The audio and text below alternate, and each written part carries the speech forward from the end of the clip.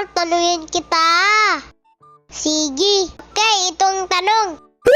Aling sa mga sumusunod ang mahirap paniwalaan?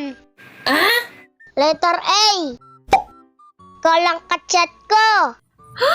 Letter B. Babayaran ko din agad. Letter C. On the way na ako. Letter D.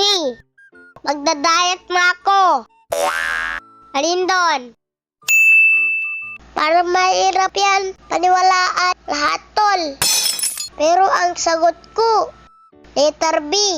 Nabiktima mo na ako niyan eh. Ha? Saan? Nung umutang ka.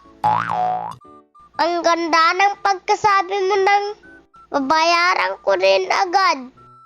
1 taon na, pero wala pa rin. Mami!